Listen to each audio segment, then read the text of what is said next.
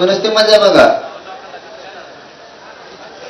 पोरं कसे नीट करते त्यांना.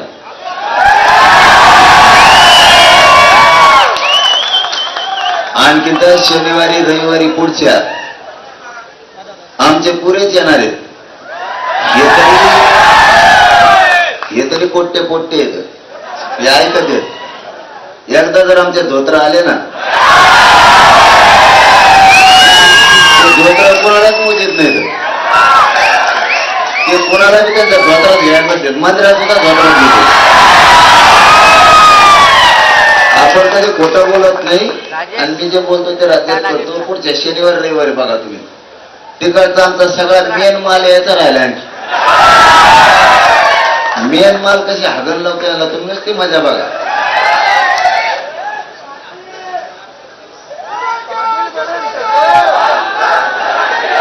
थांबा,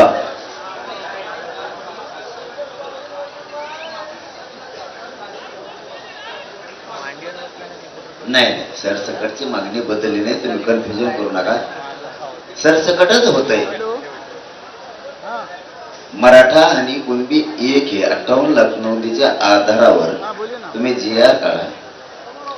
2004चा आधार आहे त्याला. आणि नसल बी तरी पोटजात उपजात म्हणून तत्सम जात म्हणून तुम्हाला ती आरक्षणात मराठी घेता येते. तर फक्त तेवढंच करा, ते सरसकटच होत आहे. तुम्हाला काय करायचं आम्ही आमचं बघू ना.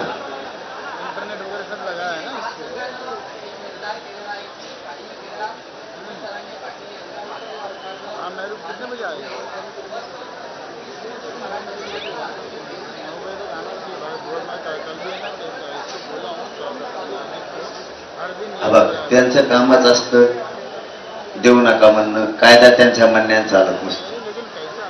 सरकारला मराठीची पण तेवढीच गरज आहे. एकदा जर महायुतीपासून जर मराठा बाजू सरकारला ना, त्यांचा ग्रामपंचायत सदस्य सुद्धा येणार नाही. मी खोटं नाही बोलत तुम्हाला, आडमोठा बोलत नाही, तुम्हाला खोटं बोलत नाही किंवा त्याला घाबरीत नाही किंवा सरकारला धमकी देत नाही. एकदा जर आता ह्या मुंबईच्या मोर्चात जर सरकारने काहीच दिलं नाही, त्यांचं जर ऐकलं, ओबीसीचं कोणाचं म्हणतात तुम्ही 2-3 नेत्याचं,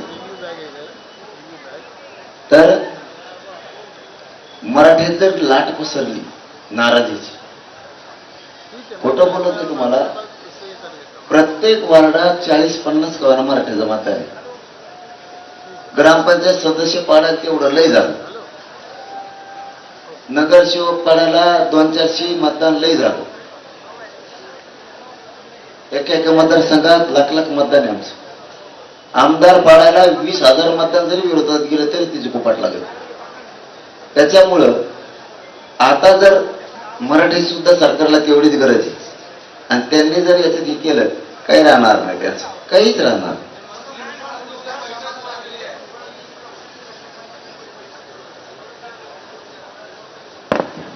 त्याला नाही मोजेत व्हावी, त्याला मोजेत नाही. त्याला कामच काय दुसरं, संघटना गोळा करीन, अंक गोळा करीन, त्यांना पैसे देईन, दुसरं काय करता येतं त्याला.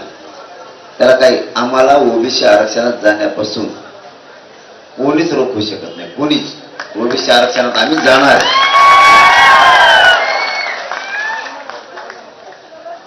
आणि ते पहिलेच कामातून गेले त्याचं 50 बऱ्या